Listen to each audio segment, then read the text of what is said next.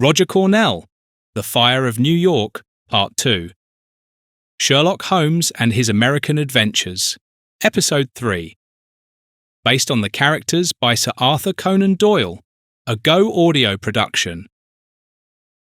Previously, Sherlock Holmes and Dr. Watson arrived safely in the port of New York despite the incidents aboard the MS Olympic. After finally having solid ground beneath their feet again, on their very first day they were confronted with an event that, while several months old, had lost none of its relevance. The New York Times and other local newspapers were still reporting on the unsolved fire at a textile factory, where more than 150 seamstresses and female workers had lost their lives because they were unable to escape the building from the flames. Holmes solemnly swears to his personal physician, Dr. Watson, that he will not immediately plunge into a new adventure. However, this promise comes to naught, for when Holmes is approached at the breakfast table by a bellboy about the fire, he finds himself in the midst of another case in which the New York police apparently also have something to say. The site of the fire is still guarded by the police, and when Holmes wishes to inspect the scene of the accident, he finds himself in the middle of a dispute between the New York Police Commissioner and the head of Internal Affairs. Commissioner Mulroney has caught Holmes and Lieutenant Taggart examining the accident site without his permission. Commissioner Mulroney turned his head over his shoulder towards the uniformed police officer. The officer was approximately the same age as Mulroney, but had considerably less body weight, and his head was almost completely clean-shaven. Unlike Mulroney, he did not smell of tobacco and brandy, but rather carried the scent of fresh aftershave. He kept to the background, and Holmes could observe that Mitchell apparently held the role of silent observer, who was there to ensure no detail that might escape Commissioner Mulroney was overlooked. "Mulroney, I know the statutes, and, as you're aware, I can consult whomever I please for further investigations. Is that clear to you?" Taggart's tone grew sharper, and Holmes studied him with a raised left eyebrow. Mulroney took his cigar stub, which had long since burnt out, from the corner of his mouth, and moved even closer to Taggart, taking a deep breath. "Not without informing me first, you desk jockey. You're contaminating my crime scene with your tourists here." Holmes felt compelled to intervene. "If you'll allow me, Commissioner. Until now, this was still an accident site." "Nonsense. What business do you have meddling in internal affairs, Holmes?" No, you're quite right, Mr. Mulroney." "What? About what?" Mulroney looked bewildered, glancing from Holmes to Taggart and back to Holmes. "Crime scene, not accident site." "Well, how dare you? What does this pompous monarchist think he's playing at, Taggart?" Mulroney was beside himself. "Tell me, Taggart, do you have any control over this situation at all?" "Mulroney, I suggest you finish your cigar outside. We've still got work to do here." Commissioner Mulroney was about to burst, his piercing eyes bulging from their sockets, his head turning turkey red. "Well, this is just... If it weren't Sunday today, I'd speak to the mayor straight away, so your uncle on the city council could give you a proper thrashing, my boy. When I make that call tomorrow, come Wednesday, you'll be back to guarding the houseplants in the Staten Island Municipal Building, you damp squib." Mulroney stormed off angrily and hurried towards the exit door with Mitchell in tow. Just before reaching the door, he turned around once more to face Holmes and Taggart. "You're contaminating my accident site. Sates, you've got 5 minutes left. Do you understand, Taggart? 5 more minutes." Taggart remained largely unimpressed and called after Mulroney. "Do give my regards to your wife and 2 sons, Commissioner." Behind the door, only a "I'll get Joe" could be heard before it was pushed shut again. "I would like to expressly apologise for the Commissioner's behaviour, Mr. Holmes. He doesn't mean things the way he says them." Holmes stayed focused. "We have little time for character studies now, Lieutenant Taggart. We won't need 5 more minutes if you follow me straight away." Holmes strode ahead and walked directly towards the double-winged door, which was not particularly expansive. It opened outwards.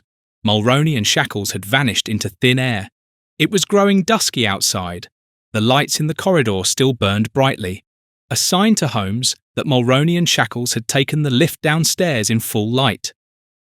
"Do you see these notches here in the wood, right in the middle of the doorknobs?" Taggart bent down. The light was bright enough.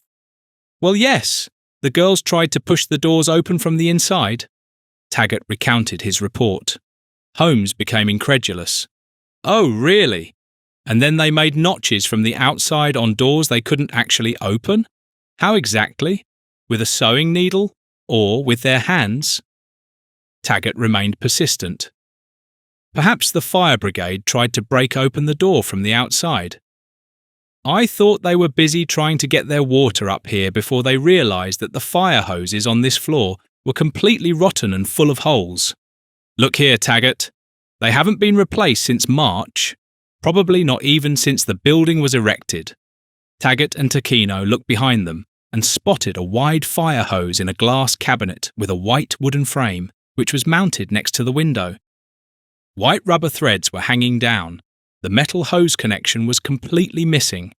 From a distance, one could see that the hose, if it was even intact, would not withstand the slightest water pressure.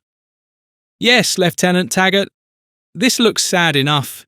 In truth, operations in this building should never have been allowed to commence for safety reasons. But that's probably another story. I wanted to ask you again to direct your attention here to the outer edge of the doors. They are being pushed from the inside, but something is preventing them from opening completely. What does that tell you?" Taggart looked perplexed, still unable to follow Holmes's reasoning. "Well, the machines and tables that were piled up here in front of these double doors." Holmes rolled his eyes.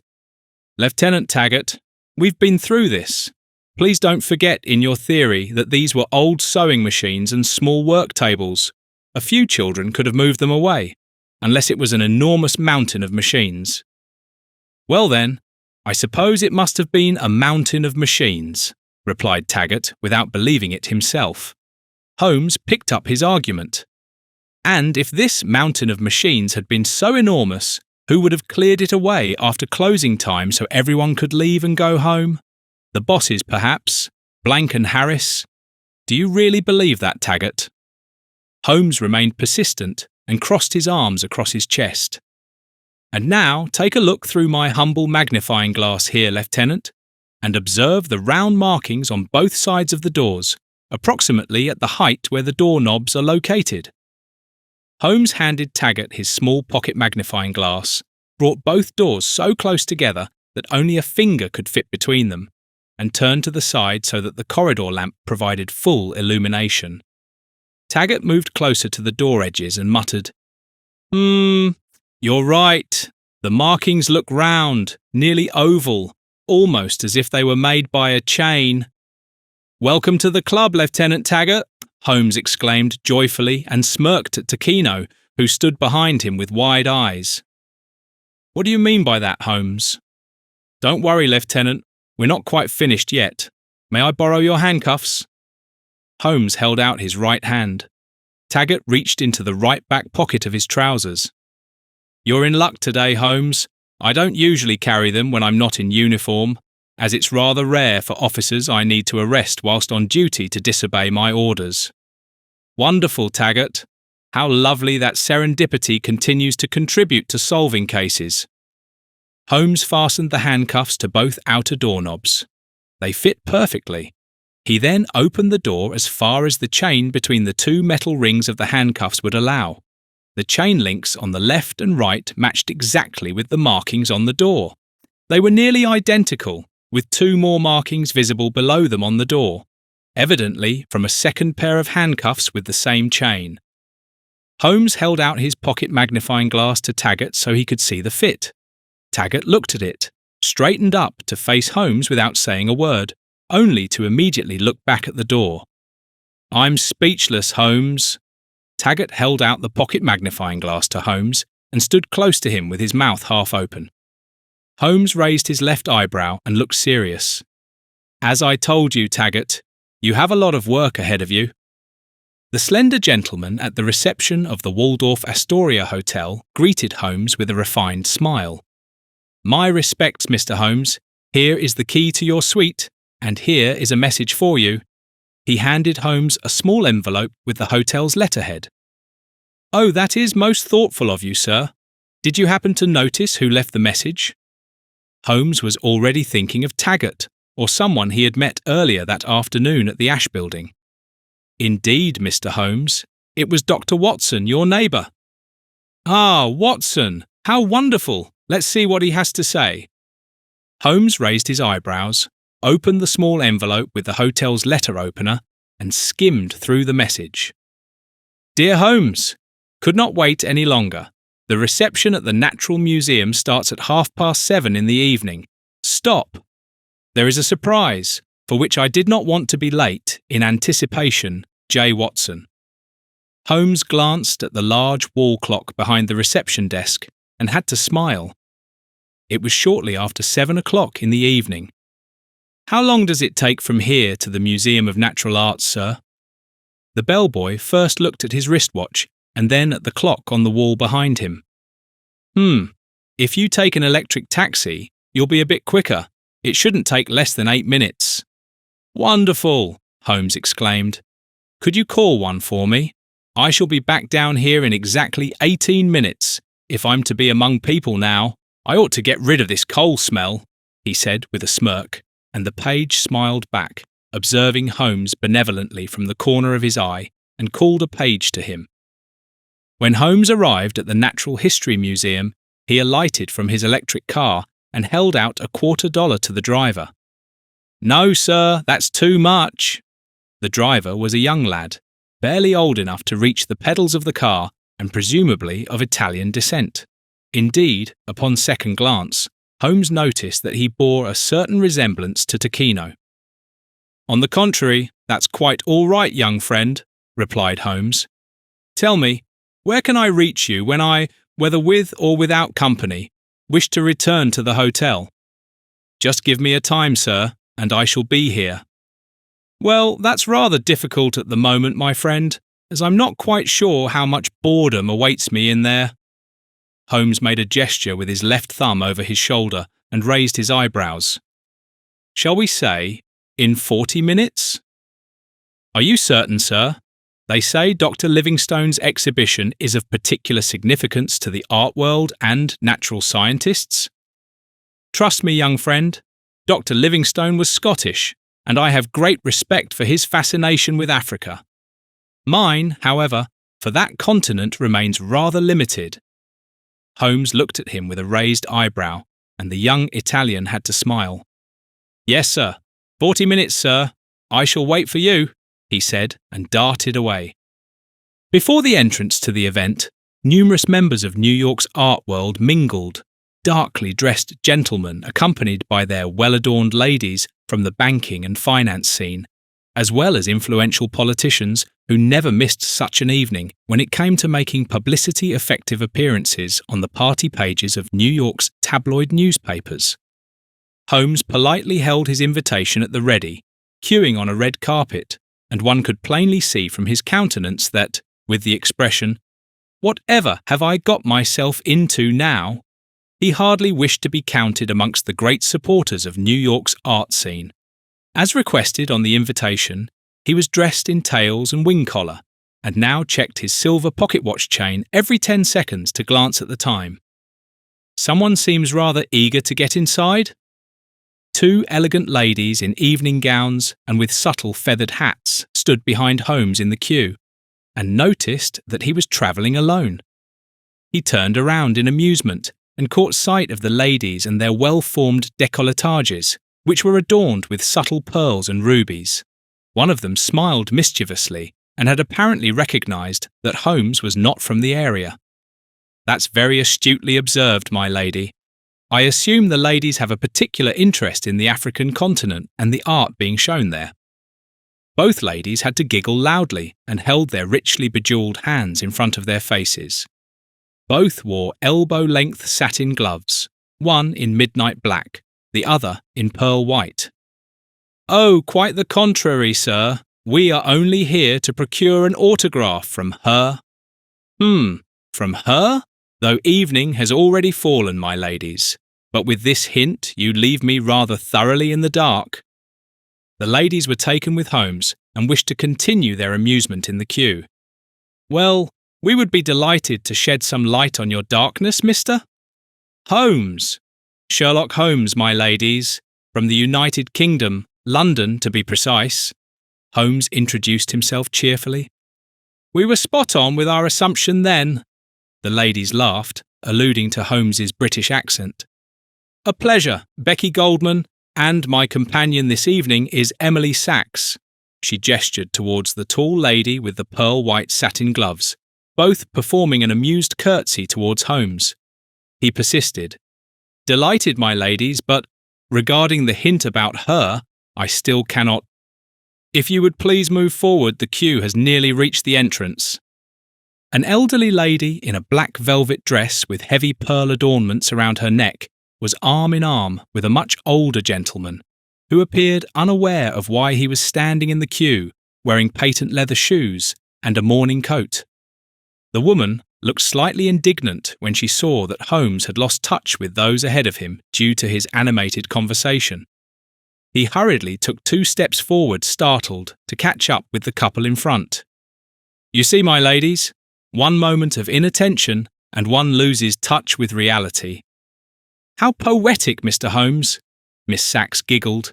"In all seriousness, we are waiting for the one and only Sarah Bernhardt. She has announced herself as a guest for today." Holmes looked astonished, as Sarah Bernhardt had been the world-famous opera and stage diva of the late 19th century, and she must certainly be getting on in years now. "Ah, and she will be performing something today." Holmes tried to sound interested. The ladies recognised his effort. "Oh no, Mr. Holmes, I think she has completely given up singing. We simply had no opportunity during her last tour in the United States to obtain a personal autograph from her." She smiled pointedly. "Although our brothers tried so hard," both giggled again behind their gloves. "I see, and your brothers are Henry Goldman and Samuel Sachs, of the banking house of the same name." "Ah, of course. How could I not have guessed that?" Holmes theatrically clutched his forehead, though the ladies noticed that he had heard the names for the first time. "Well, I must say that's quite a dedicated following, my ladies. We were fortunate enough to admire her 12 times in total, right up to her final performances," Emily Sachs remarked triumphantly. "Yes, Holmes, there you are. Where have you been?" "My dear Watson, what a—" "No time for long ceremonies now. Please follow me. We will not queue here any longer. The Mayor and Joseph Ashe are about to begin their speech. I would like to introduce you." "Of course, Watson. The Mayor—" Watson had rushed from the entrance hall to fetch Holmes to join him in the front rows for the opening. He tapped Holmes on the shoulder from behind. Holmes rolled his eyes slightly, visibly embarrassed at being torn away from his animated female companions. "Ladies, if you'll excuse me—" "Come along, Holmes. What's keeping you? Pardon me, ladies."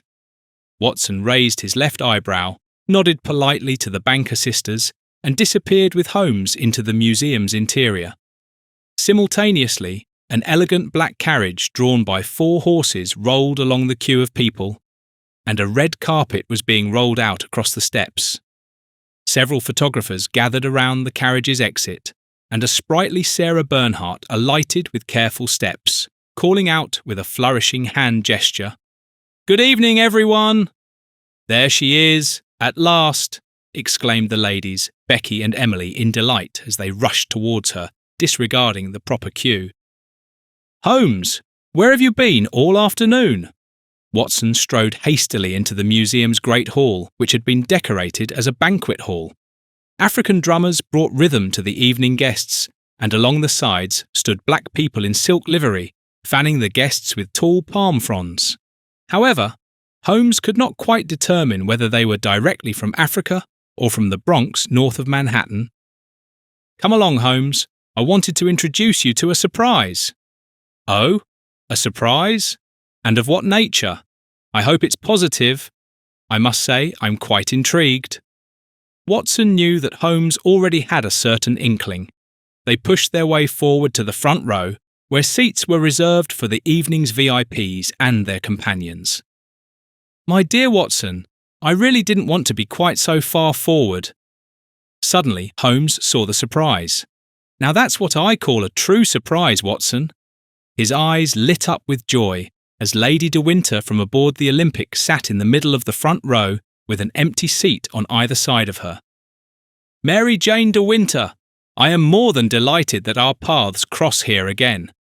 Holmes took her hand in dark blue satin gloves, hinted at a hand kiss, and once again remembered the magical sparkle of her light blue eyes.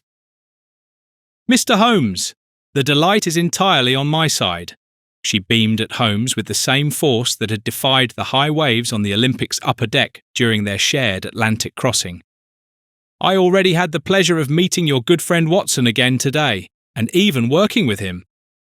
"Oh, well, look at that, Watson. So I'm not the only one who—" "Shh, if you would please take your seats." In the second row, all the guests had already taken their seats, wanting a clear view of the stage, as the mayor was already standing at the lectern. "Of course, I beg your pardon." Holmes was still standing, sat down slowly and whispered a brief "later" to Lady de Winter.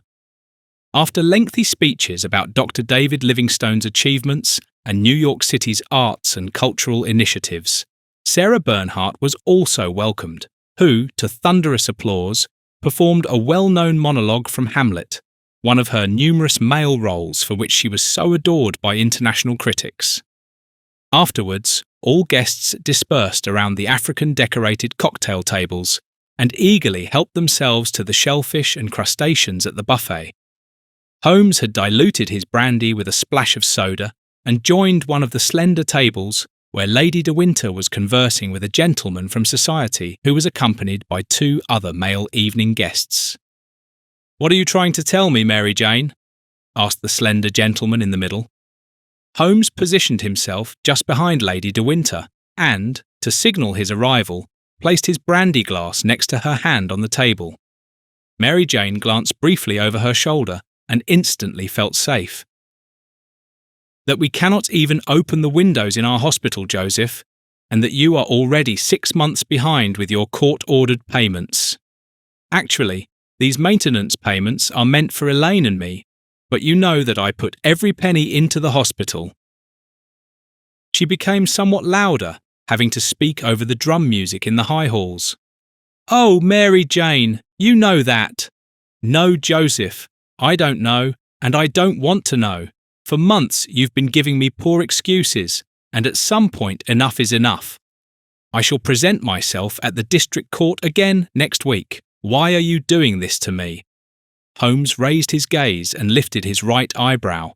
The mere fact that someone would put a lady under such strain made him think rather poorly of the person before him. "Very well. Please don't make a scene here.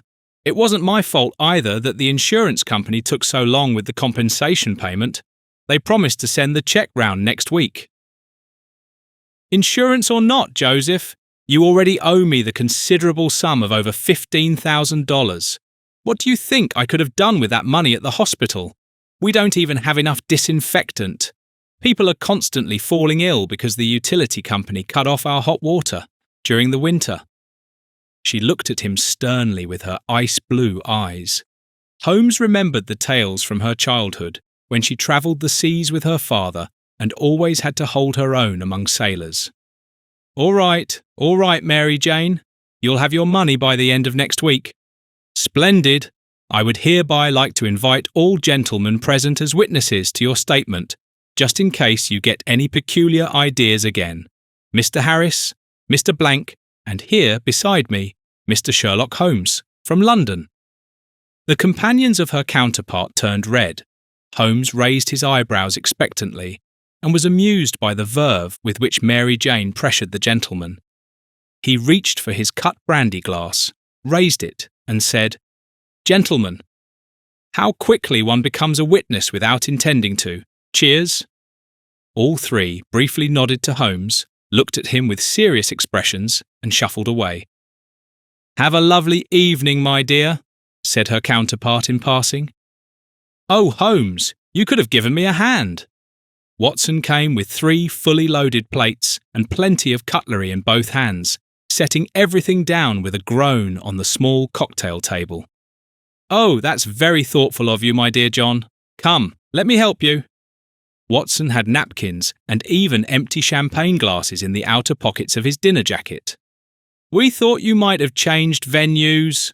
Mary Jane smiled at him. Our good Watson, always keeping a firm grip on the supply situation. Wonderful, my good man. Finally, Mrs. De Winter need not go without.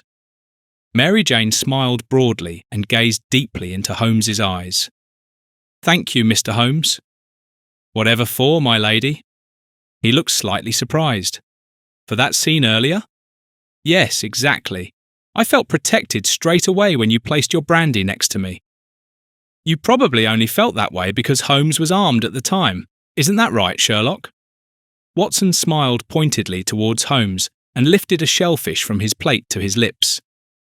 For such confrontations, my dear Watson, I prefer bladed weapons. Regardless of the outcome, one gets more of the fighting spirit. Holmes smiled at Watson with a superior look.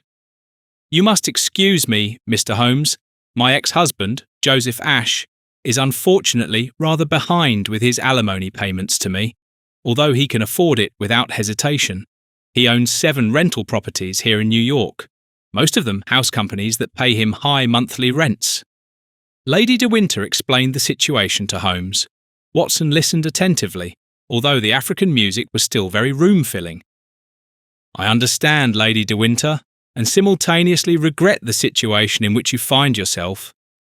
Holmes nodded and inquired with interest. Would this happen to be the same Joseph Ashe in whose building the shirt factory fire occurred 3 months ago? Yes, exactly that one, Mr. Holmes. The victims of the fire are in my hospital, predominantly women from poor immigrant families. Do you know him? Holmes replied briefly. Only personally as of a few minutes ago, my lady, but I've been acquainted with one of his buildings since midday today. He deliberately mumbled these words rather quietly to himself. Mary Jane, let us make a toast. Champagne, please. Watson recognised that it was appropriate to change the subject and called over a liveried waiter with a champagne bottle. Which variety, my dear? Perrier du Pape, sir. That will do splendidly. Please fill these 3 to the brim. Watson gestured with his napkin towards the 3 glasses he had brought from the buffet. Very well, sir. Certainly, sir. The sparkling wine sent Mary Jane into raptures. To us, John and Mr. Holmes, and to life's fortunate coincidences. Indeed, Holmes and Watson said almost in unison. To life's fortunate coincidences. A noble drop that truly has the power to lift one's spirits, said Mrs. De Winter. Well, our dear Watson is not only a conscientious doctor, but also a true connoisseur of earthly pleasures, remarked Holmes, raising his glass to his partner. He grinned with a mouthful of crab salad. What a coincidence! Why, there's Mr. Holmes! Becky Goldman and Emily Sachs, with whom Holmes had spent time queuing outside the museum, suddenly stopped at their table. Ah, my companions from the queue! What a delight! May I introduce? Holmes acquainted the 2 ladies with Watson and Lady De Winter, to whom these charming companions from the New York banking scene were quite familiar. Her ex-husband, Joseph Ashe, maintained frequent business relationships with both financial institutions to realise his property and office projects. At that moment, Benjamin Hampton from London turned the corner with his wife on his arm. Well, there you are, my good Holmes. I have been looking out for you and Dr. Watson all evening. Hampton grumbled with a friendly smile and extended his broad hand to Holmes. Oh, and I see you are already in the right charming female company. Becky and Emily, what a surprise! Both ladies giggled with delight. Uncle Benjamin, you here? Since when have you been interested in African art, and in New York of all places? And thus began one of those light evening conversations that were not at all to Holmes's taste. All the newly arrived guests ordered plenty of drinks, the table filled up, and when Sarah Bernhardt passed by with her male companion, Becky and Emily could no longer contain themselves, begging her for a long-desired autograph. She willingly stopped and instructed her companion to fetch 2 photo cards and a fountain pen from his wallet. Holmes saw his moment. "Good evening, madame. Your monologue from Hamlet was incomparably well intoned. Shakespeare himself could not have recited it better." "What a compliment, monsieur. You seem to be a true connoisseur. Presumably you are not from here. Am I right, monsieur?" "Oh, Sarah, please do stay with us a moment longer," Becky Sachs and Emily Goldman pleaded. Holmes performed his duty. The music and entertainment noise were too loud for Watson to understand Holmes.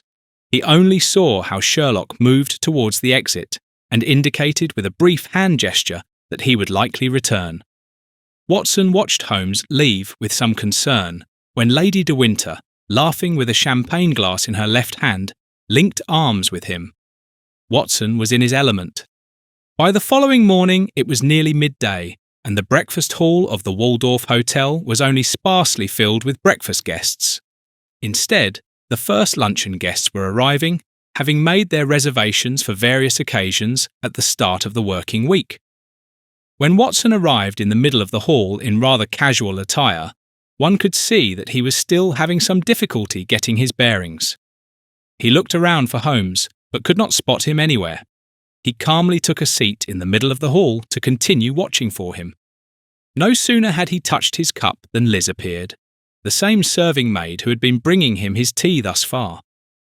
"Would you like tea, as always, sir?" Liz smiled, and Watson gazed at her enchantedly. "Oh, yes. Please, miss. Thank you.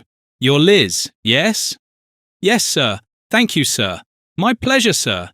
May I bring you anything else, sir?" "Thank you very much, Liz.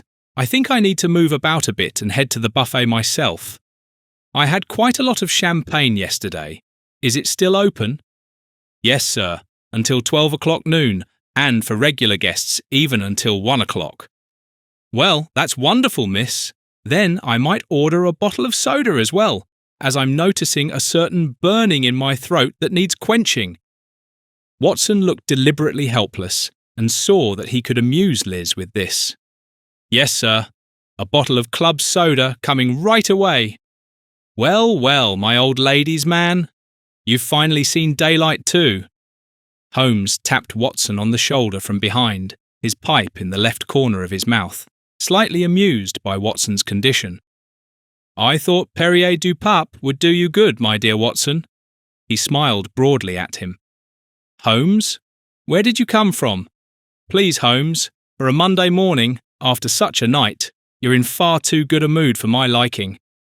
Watson wanted to slow him down, fearing that Holmes would plunge into the next murder case on this journey, despite having assured him he would not, at least not consciously. "And besides, where were you yesterday? Why did you flee so suddenly?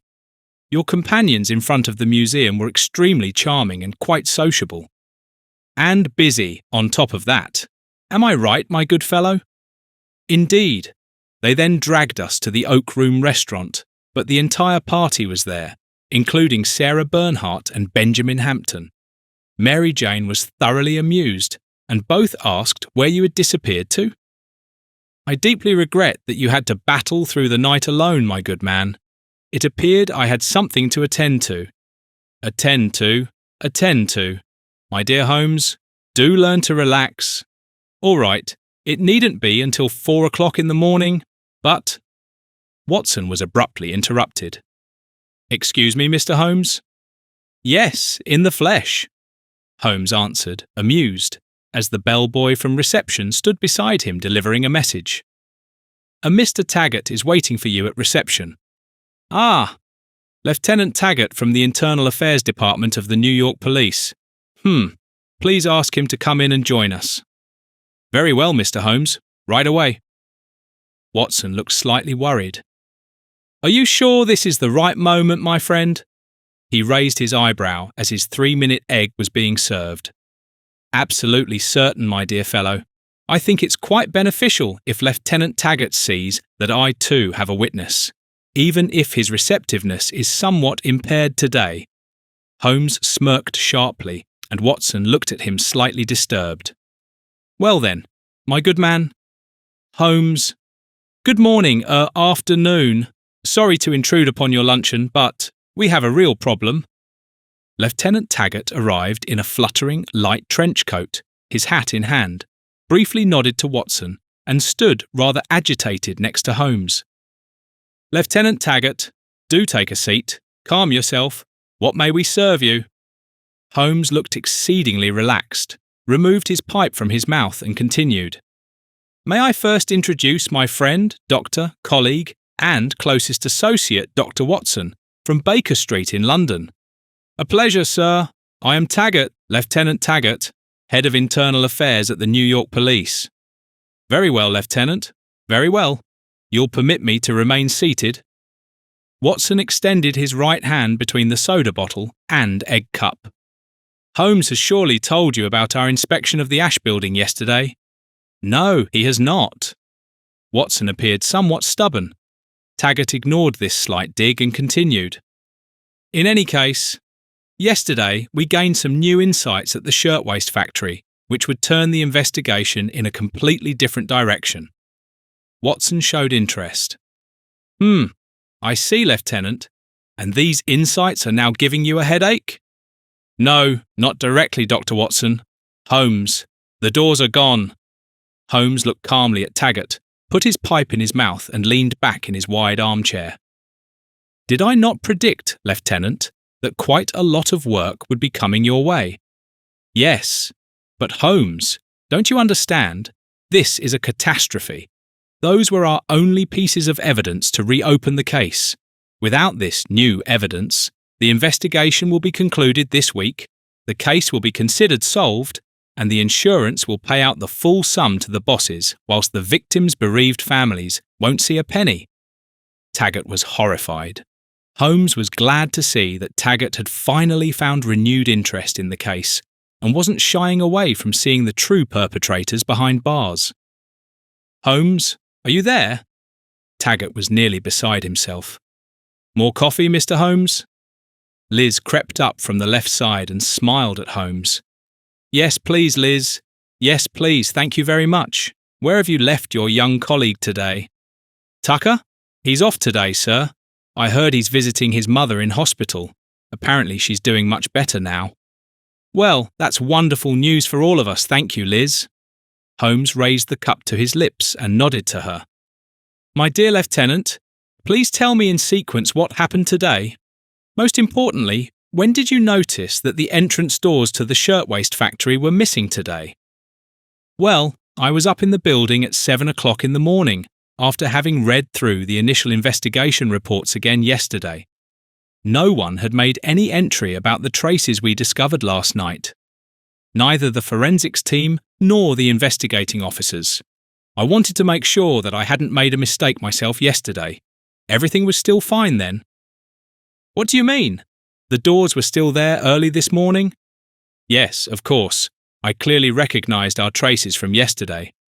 "Right, and then? What did you do next?" "Then I went to the Commissioner and told him about my intention to reopen the case with this evidence." Holmes raised his eyebrows and drew on his pipe. "You went to Commissioner Mulroney?" "Yes, indeed. Regulations require him to report directly to the Mayor." "I understand, Lieutenant. Please continue." Holmes rolled his eyes and looked at Watson. The latter looked up from his boiled egg, perplexed. "Well, that was at around 8:30. Afterwards, I went to my office to write the application for reopening the case and, just recently, went back to the factory." "Why?" asked Watson. "I wanted to check if there were fire escape plans and if they were mounted in the stairwell. This hadn't been mentioned in the reports either." "And then?" Holmes was interested and still relaxed. "Then I come up to the factory at noon, and what do I see? The doors are gone, completely, simply removed." "I understand, Lieutenant Taggart." "What do you mean, understand, Holmes? Please forgive me, but you seem as if none of this bothers you." "Why, Holmes, This is terrible. All our chances are gone with the wind. I wouldn't see it quite so bleakly, Lieutenant. If all goes well, you can press charges tomorrow. What? Holmes? Have you lost your mind? Without evidence? Do you know what that means? Then I'll lose not only my department but also my job. Don't worry, my good man. From today's perspective, your job is secure, at least as far as this case is concerned, and we shall see if we can find a judge who is receptive to objective evidence, shall we? Don't forget, gentlemen. Holmes looked at Taggart and then at Watson. This is, after all, manslaughter in at least 150 cases. Such crimes, whilst not commonplace, always have the same underlying cause: power, spurned love, or simply money.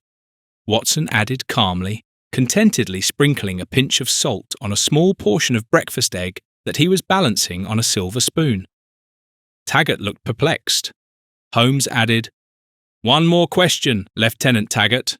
Who was on duty in the building this morning?" "You mean upstairs?" "Yes, upstairs at the factory." "That was Agent Turnbull, a young Scotsman from Queens. He's only been with the force for barely a month." "I see. And at noon?" "At noon, nobody." "Oh, and is that natural?" "No, to be precise, at first nobody. When I wanted to take the lift down, Turnbull had just come back up. He said he'd been ordered to attend a break-in at a sandwich shop on Green Street." "Uh-huh. On a Monday morning? When there are many witnesses and everyone is getting their sandwiches on their way to work. How did he receive the order? And more importantly, from whom?" "The caller rang on the telephone upstairs in the factory. Turnbull couldn't say who it was. He only mentioned that it was an emergency call." "But isn't it only possible to make internal calls with your station and department from up there?" "Yes, that's right, Holmes. But Turnbull didn't know that. He's still a greenhorn." Holmes drew on his pipe and pondered briefly, staring intently at the table before him. It was that look Watson knew from their home in Baker Street, when Holmes would retreat into his voluminous armchair for contemplation. "All clear, Taggart? Thank you very much. Please be back here at precisely 4:30. I shall then present you with the green light for your charges." Taggart was baffled. "What's that supposed to mean?" "Exactly what it means. 4:30 here, in this room." "Thank you, Lieutenant." Watson jumped to Holmes's defence, as the latter was still deep in thought. Taggart bid farewell with a brief, "Until later, gentlemen," and rose. He had already turned to leave when Holmes called after him. "And, Taggart?" "Yes?" "From now on, not a word to anyone about this matter. Understood?" "Yes, sir. Until later." Holmes sank back into his chair. "My dear Sherlock, I shall now leave you alone and walk to Mary Jane's hospital. I know when you remain in this pose, we'd best save any conversation for later. Farewell, my friend. Until later." Holmes remained in his chair and chewed lightly on his pipe without saying a word. He rose, walked deliberately to reception and said, "My room key, please." "Number 13A, the Windsor Suite, certainly, Mr. Holmes. Have a pleasant afternoon rest," the concierge said, handing Holmes the key. "And now you must turn this tap firmly to the left. Yes, just like that. I apologise if I'm disturbing you, but might I be of assistance?" Watson stood behind Lady de Winter and Leif Olsen, who were both busy in the hospital cellar working on a large water valve. "John, you've come at just the right moment." Mary Jane began to beam as she saw Watson, whilst Olsen looked exasperated and rolled his eyes, his face smeared with oil. "The utility company wanted to turn our hot water back on since my ex-husband paid the bill, but unfortunately the main valve is stuck. We haven't used it for nearly a year." "Well then, let's see if we can find an iron pipe that we might use as an extension lever to save some effort." "I would advise you to conserve your energy if I were you." "Leif, not now, please. We've discussed this several times already. Dr. Watson is here to help, nothing more." Olsen, with his black and grey streaks of hair across his face, stared at Watson like stone. "You mean Nothing more yet. Watson removed his jacket and rolled up his shirt sleeves. My good friend, wouldn't it be more appropriate if we joined forces to restore the hot water situation for all the patients in this building? Watson raised his eyebrows questioningly. Olsen turned on his heel. I'm out. Have fun, you two. He trudged along the cellar corridor and shouldered his white work coat, which was now smeared with grey and black. Leif, what's the matter with you now? Do stay here. For heaven's sake. Calm yourself, my dear. There's no turn that we couldn't manage together. Good old Olsen will come round eventually. Watson looked at her sympathetically and began searching for an iron rod. I don't know what's wrong with him. When we have other male visitors or doctors coming on their rounds, he's not usually like this. Well, I think our good Olsen is clearly finding it difficult to separate his medical duties from personal matters. Are you sure, John? Do you really mean he's behaving this way because of me? No, my dear. Mary Jane looked disturbed. Because of me. Watson looked at her, raised his right eyebrow, and picked up an iron pipe 2 arm lengths long and 2.5 inches in diameter from the floor. This should do the trick. He walked past her to the stop valve and tried to fit the pipe onto the fixture. It fit as if custom made. Well, truly precision work. But he's actually here to take over the medical management of the hospital. Nothing more. That's what you think, my dear. What do you think he has in mind? I really don't know what you're talking about, John. I'm completely lost. What do you mean by that? What else could he possibly have in mind? The fixture was mounted just above Watson's head height, and he inserted the pipe at the 11 o'clock position into the fitting.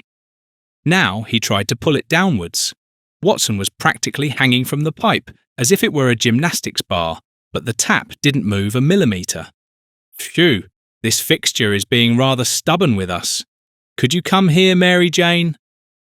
He gave her instructions to hold on to the inner side of the iron pipe, pull down hard, and use her entire body weight. Mary Jane hung on the bar with her legs in the air like on a carpet-beating rack, and she began to giggle. It's been quite a while since my last gymnastics lesson. Now Watson gripped the outer side of the pipe with both hands and tried to pull down with great force. The fixture made a brief squeaking sound and turned a quarter turn anti-clockwise. There was a strong bubbling in the pipes, and Mary Jane gave a joyful smirk. Ah, I see the machines are picking up speed. Yes, said Watson, the captain's wife truly runs in your blood, and laughed as well. We should do it once more. Please keep hanging. She hung on the iron rod again, and Watson now turned the fixture 2 full rotations anti-clockwise with all his might. The bubbling and simmering grew ever louder, truly sounding like the interior of a ship's hold. One could almost watch with one's own eyes as the hot water shot from the supply pipes of the street network into the pipes and containers of the hospital. Watson wasn't quite sure yet. Let's wait a moment to see if all the fixtures and valves are truly sealed. Mary Jane looked concerned. Do you think that? One never knows. The boiler hasn't been in operation for a long time. Everything began to hiss and snarl, to steam and rattle. Where hot water vapour could escape, it did, but otherwise the system was sealed. Watson was relieved and wiped the thick beads of sweat from his forehead with a cotton handkerchief he pulled from his back trouser pocket. The handkerchief immediately turned grey, and Mary Jane giggled. Remarkable, John. We could even employ you as an engineer. She beamed at him. Well, Mary Jane, as you can see, every great undertaking is the result of united forces. He smiled mischievously and cleaned his blackened hands with the grey handkerchief. Now you're even composing poetry in Latin. I'm speechless. Ha ha, poetry! As a doctor, it's part of my everyday language. She smiled at him and stood before him. Stop! Now, my dear, you have truly earned your next cool raspberry soda. Watson laughed and added, and perhaps even a hot shower. He's not answering. It's 16:22. We're meant to meet at 16:30. Would you kindly tell him I'm waiting in the back of the gentleman's cafe? Whom shall I announce, sir? Lieutenant Taggart. Yes, sir. I'll pass that on. In the meantime, please help yourself to an espresso on the house. Mr. Holmes will surely join you in a few moments. The concierge raised an eyebrow and gestured with his left hand to direct Taggart towards the gentleman's cafe. Taggart's tension was clearly visible. He felt under immense pressure and great uncertainty. He, the nephew of the City Councillor for Public Safety, now held the potential to solve what might be one of New York's biggest crimes in recent years. An accident? That's how everything appeared from the outside. Or rather, that's how all involved parties wanted it to appear from the outside. And himself? Was he truly in the most powerful position within the New York police, as his uncle always emphasized? It was nothing but a bad joke. All investigative findings from the initial months were rejected by every police department and ultimately ended up in the rubbish bin. In the end, he had done nothing more than produce numerous files and reports that were subsequently destroyed. He had alienated many colleagues in the force and permanently lost 11 colleagues from his own department. Due to budgetary reasons, as they claimed. Ridiculous! And now, should he put himself through all that again, dig everything up once more and make life difficult for the police officers on duty that afternoon in March? Perhaps it truly was all just a coincidence, and this Holmes from London was merely an upstart who wanted to prove his investigative skills in a proper metropolis like New York. Should he risk everything because of some private investigator? His job? His family? His new little house in Brooklyn? And his secure income, which he would certainly have until retirement if he just stayed the course? How long had he known this Holmes? A few days. And how long had he known his superiors? His uncle? His colleagues? Well, exactly. There was just one small problem. In the end, he wasn't doing all this for his family or his colleagues, or even for his uncle, the city councillor. He did it for the 150 victims of the fire, for their families and relatives who were left behind, horrified and with many unanswered questions about how such a thing could happen to their loved ones, mostly mothers, wives, caregivers. Those who wanted to build a new life in a foreign country through hard work. Those who surely would have had a chance to escape from the company building if it hadn't been for those 2 pairs of handcuffs on the entrance doors. Well now, my good Taggart, excellent espresso here, wouldn't you say?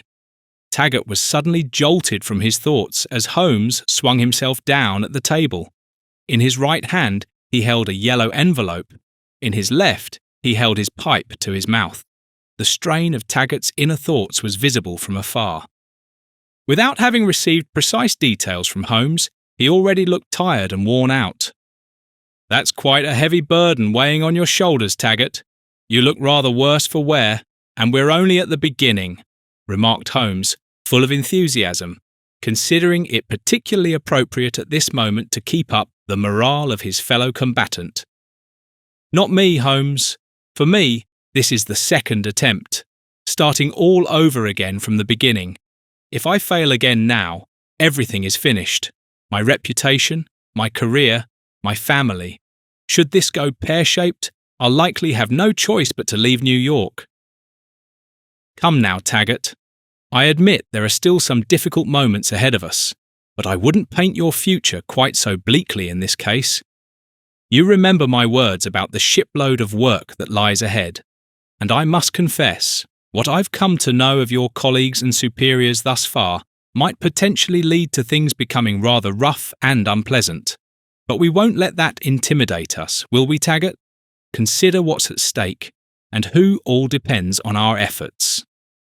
Would you mind if I order a brandy?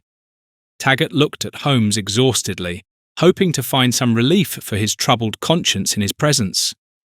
Oh, quite the contrary, Taggart. I shall join you. Waiter, 2 brandies, please, mine with ice and a glass of soda on the side. Anything else for you, Lieutenant? No, thank you. Now show me what you've got there, Holmes. In here, my friend, lies the foundation for your entire case. It's true. The real evidence is no longer traceable today, but I had a certain premonition. Taggart sipped his brandy, held the envelope in his left hand, and reached into it with his right whilst not taking his eyes off Holmes. He felt thick card paper that was slightly curved and felt like photographs. He took another sip of alcohol and began to beam. Holmes, I believe I underestimated you. What prompted you to photograph the traces on the factory entrance doors? And more importantly, when did you arrange for that? Like the perpetrators, I too was well prepared. The fact that both entrance doors are now missing reinforces our handcuffs theory. And as we can see, society event photographers can serve not only a vain purpose, but also a good one. Holmes smirked as he recounted how yesterday, during the opening of the David Livingstone exhibition at the Natural History Museum, he had returned to the burnt factory premises with a photographer to take close-up photographs of the traces on the doors, for a suitable tip, of course. He merely requested not to be named as the photographer of the images, added Holmes, raising his left eyebrow. Taggart looked up. Seems as though he's already learned that one shouldn't get too close to the police apparatus in New York, replied Taggart, taking another hearty sip of his brandy. I believe I need another one. He raised his glass towards the waiter, who nodded and briefly disappeared behind the counter. You need to find yourself a good judge, my friend. If possible, one who hasn't been involved with the case yet, who accepts photographs as new evidence submissions, and who won't be intimidated by either the police union or the mayor. I have someone in mind. Judge Kelby, Charles Kelby. During the first trial, he pointed out that I should substantiate my theories about the accident's sequence of events with stronger evidence. He essentially forewarned me. At the time, I didn't understand his hint. Was he the presiding judge then? No, he knows my uncle, the city councillor, and gave me this hint in the corridor. I believe he's of Irish descent himself, and he expressed outrage that capitalists like Blank and Harris would even walk over dead bodies to protect their interests. Well, that's absolutely wonderful. Holmes tried to lift Taggart's spirits. Then let's get straight to him. What are you waiting for? But be careful, Taggart. If this envelope and its contents disappear, we shall have to resort to drastic measures. Taggart took another sip of brandy and held the envelope firmly with both hands. Grab the spades. What do you mean, Holmes? To bury this attempt, and if you have the slightest doubt about Judge Kelby, take the photos back and end the conversation.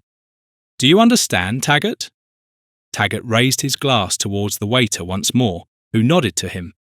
Yes, Holmes, I understand. He did what? Commissioner Mulroney was beside himself. The head of the police department, John Mitchell, stood in Mulroney's office. He wore his service uniform and had tucked his cap under his left arm. His clean-shaven head gleamed as if ready for a parade, and he stood upright and rigid before Mulroney, who rose from behind his expansive desk, foaming with rage. He fixed Mitchell with his small, piercing eyes. His bushy eyebrows, which looked like wire brushes, gave his countenance the impression of a friendly fairy tale uncle. However, Mulroney's disposition at this moment was entirely different. He stood there, as if struck by lightning, staring at Mitchell with eyes wide open and mouth half agape. Mitchell, who always maintained his composure even in tense situations, dared not meet Mulroney's gaze. How could a judge approve such a thing, especially this week when the criminal court's dismissal order was announced? Then Blank and Harris go free, Ash is exonerated, and this merciless witch hunt finally comes to an end. Good heavens, yes, it was simply an accident. Our people can't be blamed for that. We're not the fire brigade after all. Tell me, Mitchell, there can't be any evidence, especially not new evidence. And if there is, what new motions have been filed? Were you able to find that out? No, sir, not yet. I will take care of it. Do that, Mitchell. Do that. You know how important it is to me that this matter finally comes to rest. Mulroney's tone grew calmer, and he furrowed his brow. his voluminous eyebrows lowered just above his narrow eyes as he fixed Mitchell with a piercing gaze. Mitchell stood sideways to his desk and stared motionlessly at the wall. "Do we know which judge this case was refiled with?" "Yes, sir. Judge Kelby, Charles Kelby from the Criminal Court." "Good heavens, Kelby! God help us! Another one of those freedom fighters hoping for a position on the Supreme Court. Do we know when the first hearing is scheduled?" "Yes, sir. First thing tomorrow morning, apparently behind closed doors. Only the petitioner and the prosecutor are permitted." "This is unbelievable. What's wrong with this Taggart?" "Apparently, Judge Kelby believes that if there is sufficient evidence, he will consolidate all motions from the previous proceedings." "What is the meaning of this? I have had enough, Mitchell. You know what needs to be done." "Yes, sir." Mitchell gave a brief salute, put on his service cap, and walked towards the door. "One more thing, Mitchell. Who is behind this action? Do you have any suspicions? Taggart alone couldn't find evidence even if we laid it on the table with flowers." "I'm afraid it's that private detective from London, sir." "What? Who?" "That Holmes, sir. Sherlock Holmes. We met him upstairs in the building a few days ago." "Oh, really? You mean that criminal tourist from the island? The one nobody called for? What business does he have here anyway?" "I have a brother-in-law at Scotland Yard in London and had a long-distance call with him yesterday. He said this Holmes never gives up. When others rest, he's on his feet.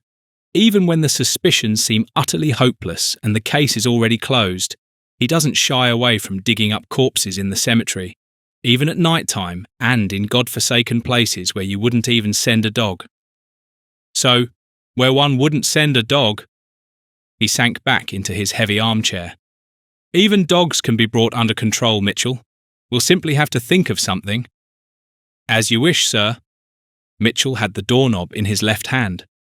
"And, Mitchell?" "Something else, sir. Keep yourself ready later. I shall need you again today." Mitchell nodded and left the room. Mulroney reached for a cigar stub in his stone ashtray, which stood before him on the table, and lit it. As he puffed away, he stared ahead with a stony expression and reached for the telephone receiver with his left hand. "Hello, Shelley. Put me through to Councillor Gilroy." "What? Yes, I'll wait." The next morning at precisely 6 o'clock, Sherlock Holmes let his room door numbered 13 a click shut behind him. As he did every morning when visiting a foreign city, he went on his exploratory walk. He took the lift to the ground floor, greeted the head receptionist with a friendly, "Good morning, Oscar," and briefly lifted his bowler hat from his head. "A very good morning to you, Mr. Holmes. Have you already explored Central Park? It's only 10 minutes on foot from us heading north." Holmes smiled as he passed by and said, "Wonderful, Oscar. Thank you. I shall tackle it. A bit of refreshment in nature would certainly do my troubled mind some good." He swung open the door and waved his pipe at Oscar. Outside on Park Avenue, the early morning sun began fighting its way through the rows of houses.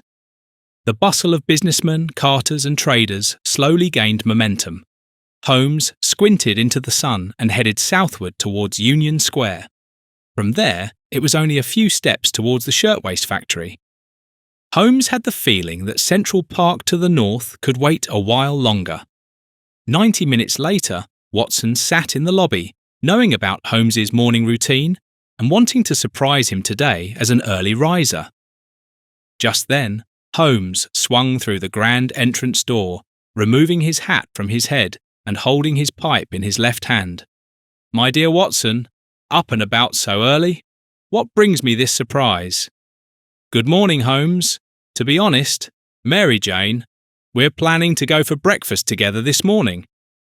"Ah, dear Lady de Winter, you know that this lady holds a rather special place in our memory, Watson." Holmes raised his eyebrow, wanting to remind Watson that only the two of them had been privy to the events aboard the Olympic back then, and that they would likely take these truths to their graves. "Don't worry, my dear fellow. My vigilance won't be clouded by my heart." Watson smiled sheepishly. Often it's quite good to discover that one still has a heart, and moreover, that it's in the right place, isn't it? My dear Holmes, you never cease to impress me. In such matters, if you'll permit me to say, I would not have expected such profound insight from you, particularly not one that hits the mark so precisely.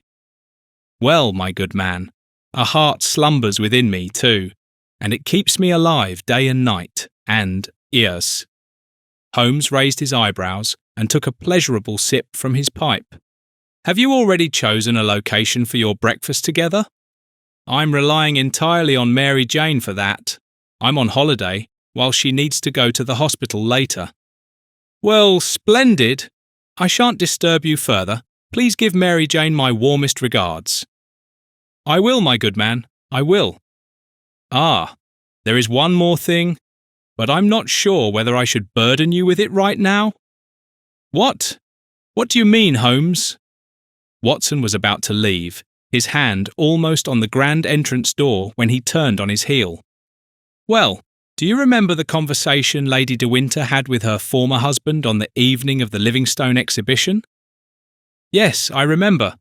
I believe you were witness from the beginning, Holmes, when I was procuring a supply of crustaceans from the buffet for all of us. Precisely, my dear Watson. A rather undignified scene between her and her ex-husband for my taste. Ashe is his name, Joseph Ashe. He appeared to be well off, as she later gave us to understand. However, he tried to make her believe that he was waiting for some sort of insurance compensation before he could meet his regular maintenance obligations for her and his daughter. What are you talking about, Holmes? What insurance payments do you mean? Well, you must have missed it during the course of events, my dear Watson.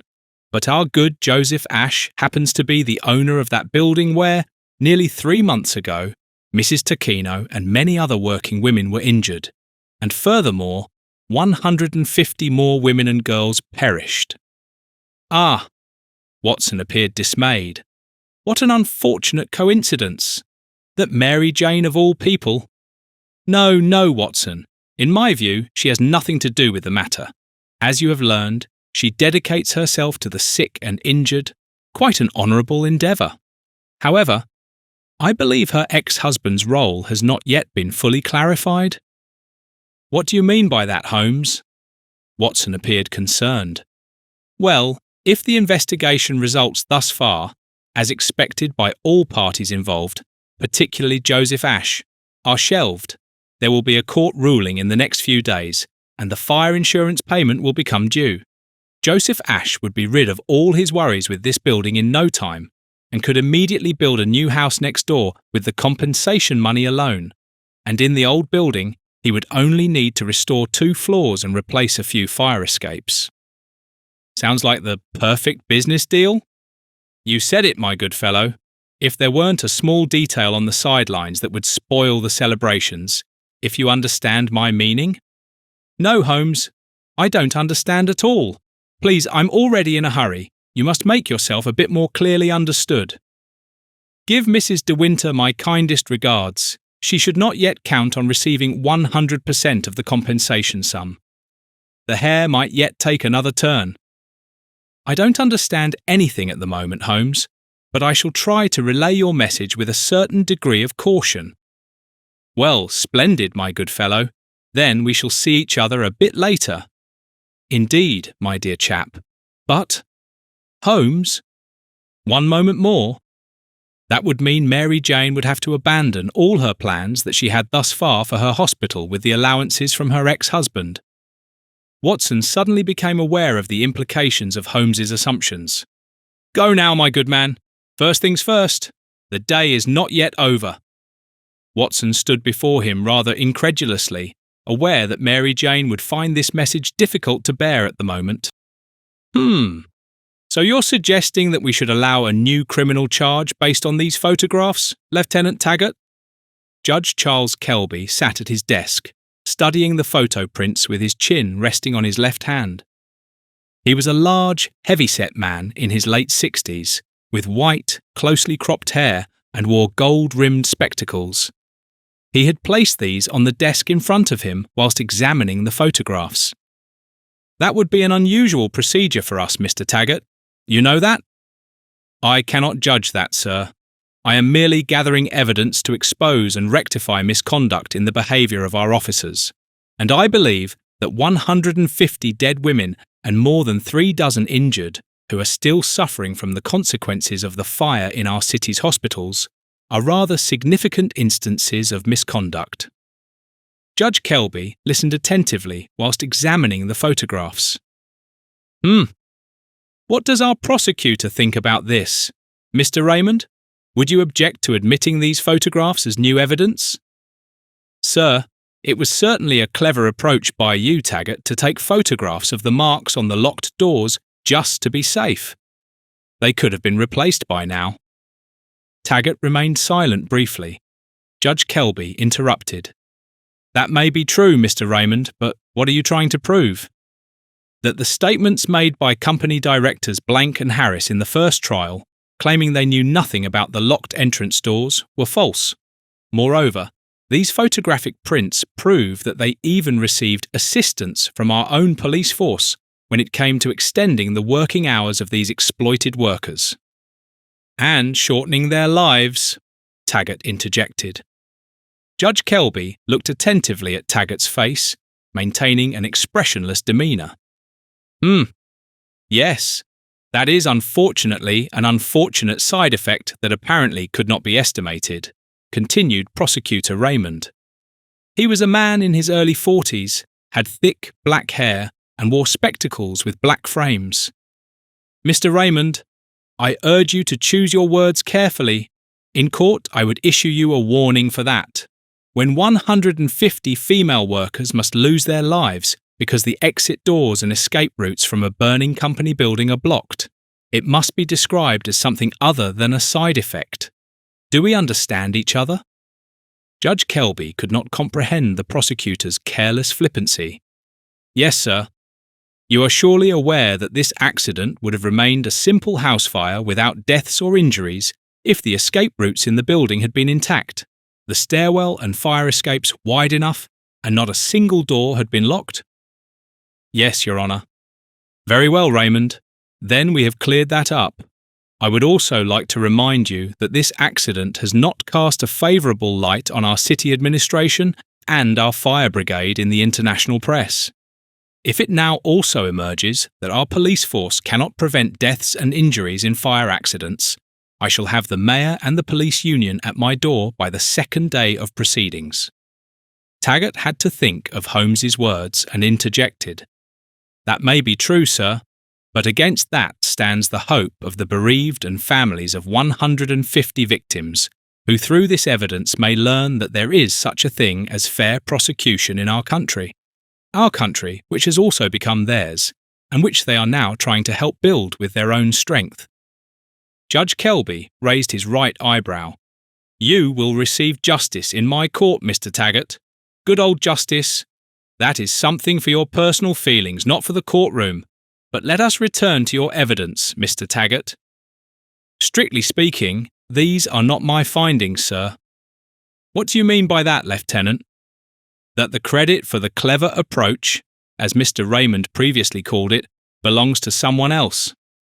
Oh, and to whom exactly, may I ask? A private detective from London. Indeed? And what does this private detective from London have to do with our case? He was asked by the husband of a victim, who is still in hospital, to look into the matter. Is that so? And why doesn't the victim's husband turn to the official authorities, not to our local police or judiciary?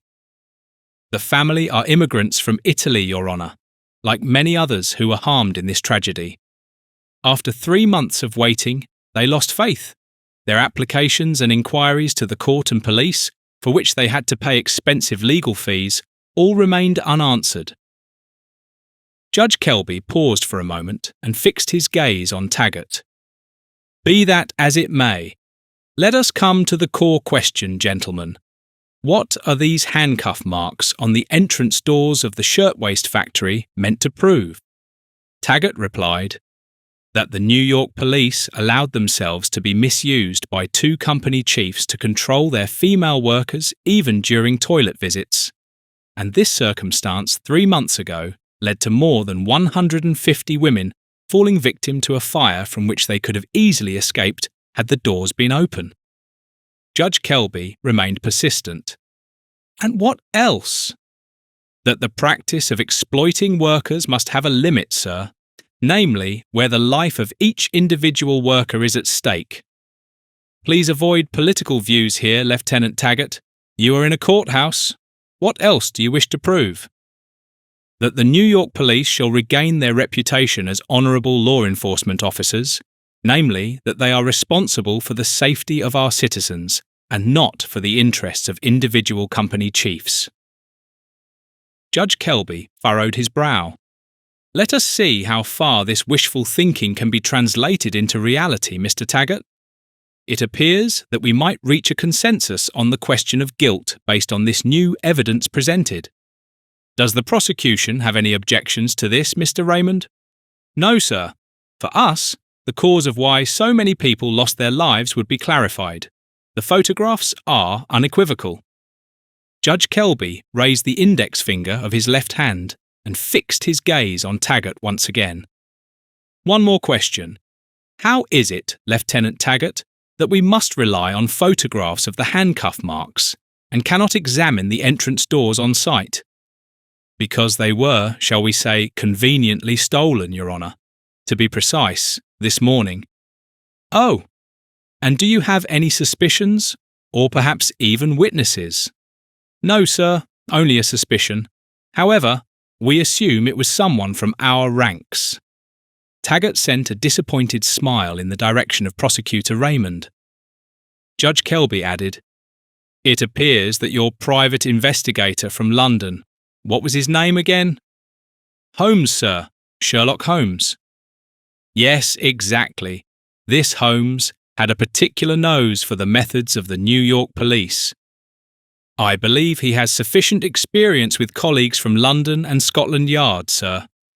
Judge Kelby raised his left eyebrow. As you say, now regarding the liability question, I shall expand the circle of parties to the proceedings. If it turns out that the doors were tampered with and the escape routes were not clear, the insurance company will declare itself free from obligation, and the building and company owners will assume liability. This means that Messrs. Blank, Harris, Ash, and possibly Foreman who were aware of these circumstances will become, alongside our potential colleagues from the executive, defendants in these proceedings. If we assume negligent homicide here, do you agree, Mr. Raymond? Prosecutor Raymond nodded silently to the judge whilst making notes. Judge Kelby continued. Thus, the claims of the victims and bereaved shall be satisfied first, and only thereafter the damages to assets such as buildings and so forth. Have we understood each other? Raymond and Taggart nodded in unison. Furthermore, I shall initiate expedited proceedings, as after more than 3 months, the last participants in this conspiracy, he made a hook gesture with both index fingers, are now making themselves scarce. I think this is certainly not in the interest of the bereaved. Moreover, I shall issue arrest warrants today, on which quite prominent names will certainly appear. The judge had his gold-framed spectacles back on his nose and peered over the rim at his two counterparts. Taggart and Raymond looked back sheepishly. I hope you gentlemen are aware of what this means. Taggart and Raymond sat there nodding silently, packed their briefcases and were on their way out of the judge's chambers. And Lieutenant Taggart, called Kelby. Yes, sir? I congratulate you on your backbone. Give my regards to this Holmes. The New York criminal justice system thanks him for his efforts. Taggart began beaming across his entire face. I shall pass that on, Your Honour. Thank you very much, Your Honour. Judge Kelby merely gave a brief nod of his head and waved them both out of his room. Don't worry, Mary Jane. We shall find a solution. Though Holmes and I have only been in New York for a short while, we've already managed to establish quite useful connections. Believe me. Watson sat opposite Lady de Winter, who had watery eyes as evening had fallen. We are still in the same restaurant where we had our breakfast, then our luncheon, and now evening has fallen. What shall I tell Elaine? She is studying medicine. She's doing it because of me. But if I'm not able to maintain the hospital myself, whatever shall become of us?" Watson took her hands. Mary Jane began to sob. She pulled back and retrieved a handkerchief from her handbag. "Until now, I had never had any trouble providing for Elaine and myself alone. This marriage to Joseph was a terrible misfortune." "Oh, come now, Mary Jane, don't say that. Back then you—" "No, it's true. He's not her father either." Watson had to swallow hard. "Perhaps he would care more about her then. When we married, she was still a baby. He had grown fond of her. I could see that. One cannot pretend such things, you know that." "Of course you're right. No, one cannot fake such things." And then, as if by miracle, his great success as a property investor began. Every project he touched turned to gold. However, he was home less and less, and we began to grow apart. I know what it's like, never being home. I spent my childhood and youth at sea with my father. Our home was the oceans, and our warm parlour in the evening was whichever schooner we happened to be sailing on. But since my mother had already passed away and I barely knew her, my entire family was always with me. "And you don't have any sisters or brothers?" "Yes, I do have a sister. She's a bit younger than me. She lives in Scotland. We hardly have any contact. I barely saw her in the past and found out very late that she even existed. I wanted to create a life for Elaine where she could put down roots and know what it means to have a real home. I wanted her to be able to form friendships with people like herself, where she feels understood, and to have a father who she sees in the evening, who gives her support when life becomes stormy. These are all perfectly natural things, Mary Jane. If that's what you wish for, it will come true for you and Elaine." Watson tried to calm her. "Yes, but if I lose the hospital now, it would be a great misfortune, and her trust in me would be severely damaged. She already thinks I'm completely incapable of maintaining serious relationships with men." Watson was briefly at a loss, not knowing what to add. "I think it's best if you let things settle down a bit and worry less. You'll see. This time will turn out well for you and Elaine, and your fears will vanish into thin air." "Thank you for trying to encourage me, John. I appreciate that very much. In fact, your presence is doing me a lot of good right now." Watson took both her hands, pressed them to himself, and placed his lips upon her knuckles. "I thank you from the bottom of my heart for this compliment. Now it's time I check on Sherlock, as we needed to discuss a few matters this evening in case he is summoned to court tomorrow." "Very well, John, do go. Farewell." "Farewell, my dear Mary Jane. You'll see. Everything will be all right." He gazed joyfully into her eyes, let her hands slide from his chest, and strode quickly out through the door. When the chauffeur of Watson's sports car turned into Park Avenue, he had to stop roughly 200 metres before the entrance. There was no getting through. Loud noise, fire sirens, and emergency vehicles from the police and fire brigade blocked the way to the entrance of the Waldorf Hotel. "Sir, I'm afraid there's no getting through here anymore. If you're heading to the Waldorf Hotel, this is as far as we can go." The chauffeur turned back to Watson.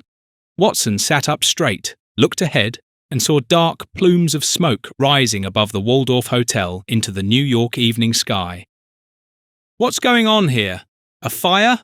Good heavens! What's happened? Is the Waldorf Hotel burning?" "It appears so, sir. I think I shall turn round here, sir. Terribly sorry to let you out at this point, but I'd only be in the fire brigade's way." Watson paid the fare and slowly got out of the car. He drew closer and saw black smoke billowing from one of the upper floors. He tried to make his way through police officers and firefighters to reach the hotel, but there was no getting through.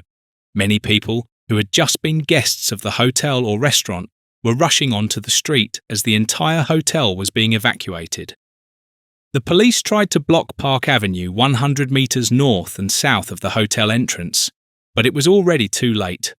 Onlookers mingled with hotel guests, staff with emergency responders. It was utter chaos. Only then did Watson realise, good heavens, the upper floors! That's where our suites are located. Holmes, where is Holmes? Please, where did the fire break out? Watch out, sir. Can't you see we're on duty? We were told it's on the 13th floor.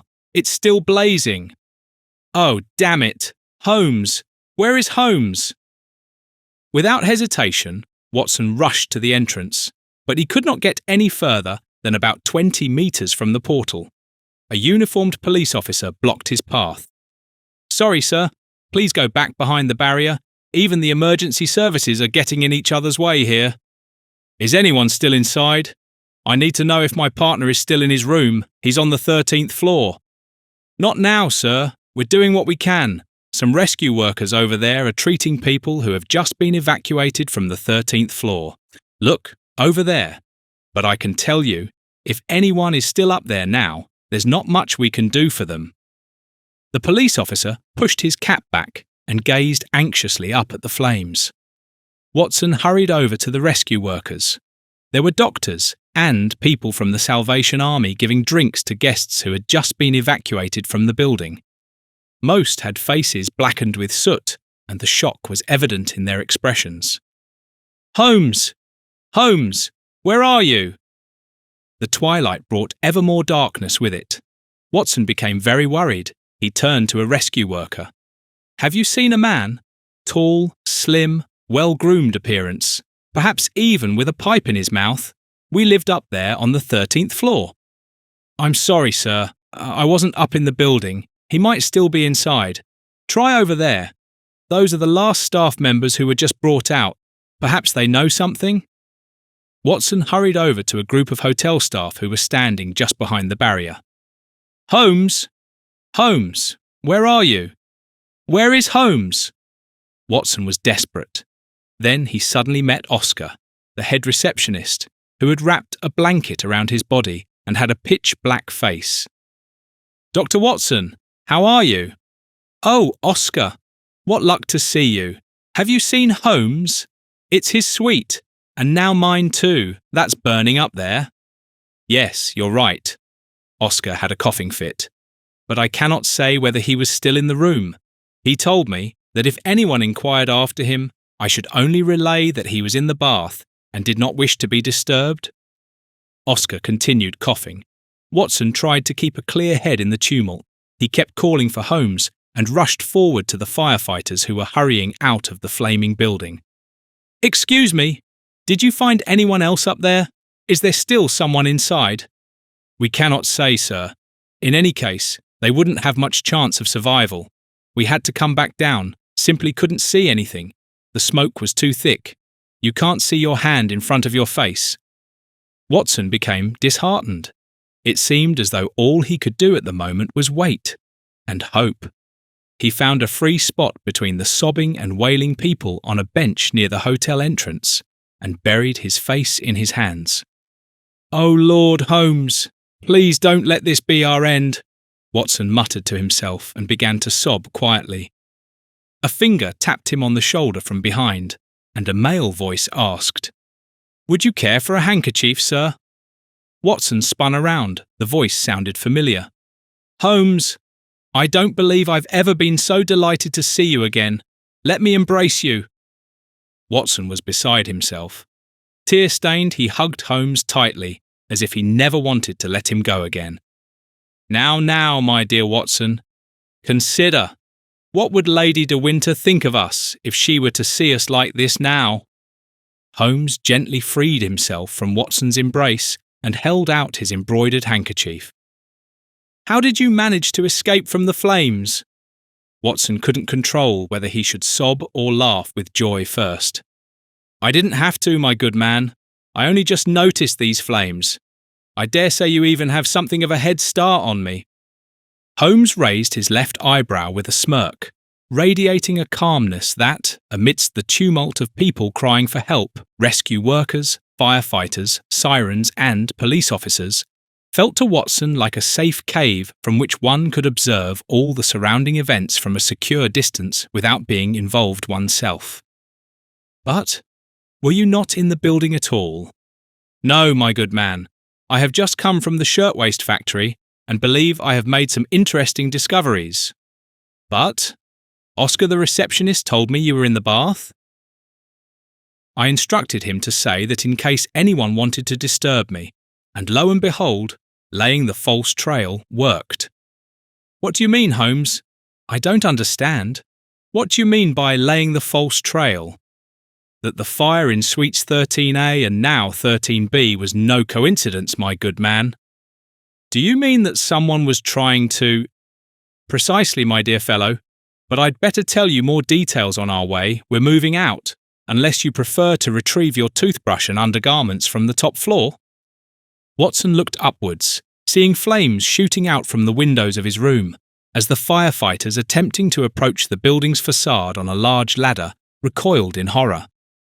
Holmes said dryly, or rather, have them retrieved. Watson still seemed somewhat lost and bewildered. Where shall we move to, Holmes?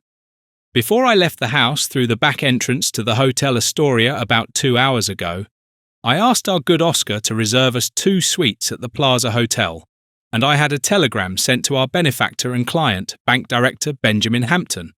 He will meet us there tomorrow. But how? Come along, my good man. There's nothing we can accomplish here at the moment, and a hot bath awaits me at the Plaza Hotel. It's only a few minutes' walk up to 58th Street. I think a bit of fresh air will do us both good for now. He linked Watson's left arm through his right and made his way with confident steps through the crowds on Park Avenue. Well, that was quite a close call, gentlemen.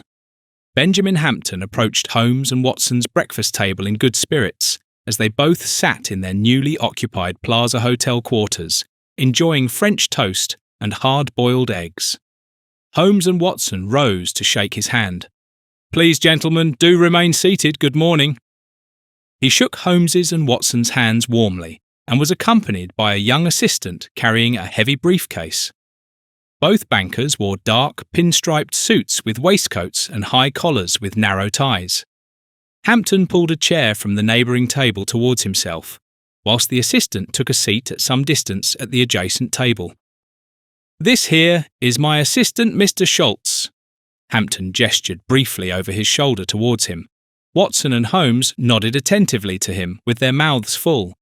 Schultz wore small, oval, nickel-rimmed spectacles, was approximately 25 years of age, and nodded back without changing his expression. I rather think I have reason to feel guilty, gentlemen, Hampton began. It appears this stay has not provided the relaxation we had hoped for. Do tell me, what exactly happened? Watson began to describe the events of the previous evening, starting with the hotel fire, and Hampton listened attentively. He repeatedly interjected with an astonished, "No," and "Indeed," and was rather taken aback that his guests had been exposed to such risks during their stay. Schultz, at the neighbouring table, had Mr. Hampton's heavy briefcase on his knees, stared straight ahead, and held the case firmly with both hands. Holmes could notice from the corner of his eye that he was listening attentively when, in the other direction behind Schultz, a bellboy dropped a silver egg spoon from his tray onto the thick carpeted floor. The assistant directed his gaze precisely to the spot on the floor to observe what mishap had occurred, and immediately returned his gaze to give the impression that he had not been distracted. All in all, an incredible story, gentlemen. I would have imagined my own holiday to be somewhat more relaxing, you can believe me that. Hampton was still slightly amused by the adventure that Holmes and Watson had endured over the past few days. Holmes had to temper his euphoria somewhat. In essence, we have nothing against a bit of spice in the dish, if you understand my meaning, sir. Holmes glanced over his right shoulder towards Hampton's assistant, Mr. Schultz. However, yesterday's fire at the Waldorf Hotel was more of an attempt on my life rather than a coincidence or an accident. Schultz continued to stare straight ahead, but his ears turned red. Hampton looked startled. Mr. Holmes, are you quite certain? Those are rather serious allegations you are making? Holmes looked Hampton directly in the eye, took his newspaper which lay before him, turned to page 2, and held the following headline under his nose. New arrests in the shirtwaist trial. New York Police Commissioner and property owner behind bars as of today. Hampton's good mood vanished. You see, Mr. Hampton, my suspicions are quite substantial, especially now that we are famous throughout the city. He held out the article to Hampton, and in the second paragraph, the bank director could make out, "It was possible, not without the help of the famous private investigator from London, Mr. Sherlock Holmes, and his assistant, Dr. Watson, to apprehend the following persons, after an initial hearing." Well, that is just incredible, Holmes. I congratulate you. This is truly extraordinary. Hampton was overflowing with enthusiasm. That is too kind of you, Mr. Hampton. However, with one small caveat. As much as we appreciate your hospitality here at the Plaza Hotel, we cannot stay another night. Otherwise, Dr. Watson and I shall continue to be in mortal danger. Good heavens, Holmes! How could I have overlooked this? Of course, we have 2 service flats here in New York, one of which I occupy when I'm in the city. The other is vacant. Nobody knows where these are located. Splendid, Mr. Hampton. We are delighted and most grateful. May we offer you some more tea? Certainly. Actually, I came to perhaps request your services one last time, if you don't already feel the urge to return home. Watson interjected. No, Mr. Hampton, we have no such intention yet. There is still quite a bit for us to attend to here. Wonderful. Schultz, please ensure that our flat in 58th Street is prepared. The gentleman will move in this evening. Yes, sir. Good day, gentlemen. Schultz rose, took hold of his briefcase, nodded to Holmes and Watson, and strode purposefully towards the exit. I shall leave you now to make your preparations for the move in peace, and would suggest that I return tomorrow. If you leave our apartment and turn left, there is a charming cafe on the corner of 58th Street and Columbus Avenue, where one can have an excellent breakfast and lunch. All your expenses during your stay here will, of course, be covered by me. That is too kind, Mr. Hampton. Watson immediately thought of some practical matters. Allow me to mention, since we are both now rather completely burnt out, we need a few items such as fresh toothbrushes and laundry. Good heavens, of course, I shall ensure that you are provided with the necessary pocket money.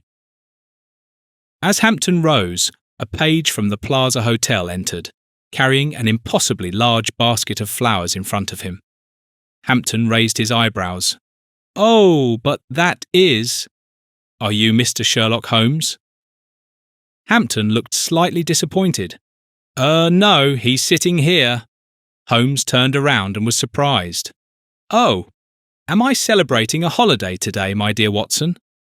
Not that I know of, my dear. Watson looked on with interest. I have this to deliver from a Mr. Taquino. Here's a greeting card with it. Aha, Mr. Taquino. Holmes reached into the coin pocket of his waistcoat, but could not find any change. Would you permit, Mr. Hampton, that we may already now take advantage of your kind offer of pocket money? Hampton reached into his coat for a 5-cent piece and gave it to the page. The latter examined Hampton from head to toe, nodded briefly, and quickly made himself scarce. Holmes studied Hampton and said with a mischievous look at the flower basket and the page, Well, my dear Mr. Hampton, that's how one makes friends. You were listening to Roger Cornell, The Fire of New York, Part 2, Sherlock Holmes and His American Adventures, Episode 3, based on the characters by Sir Arthur Conan Doyle, a Go Audio production.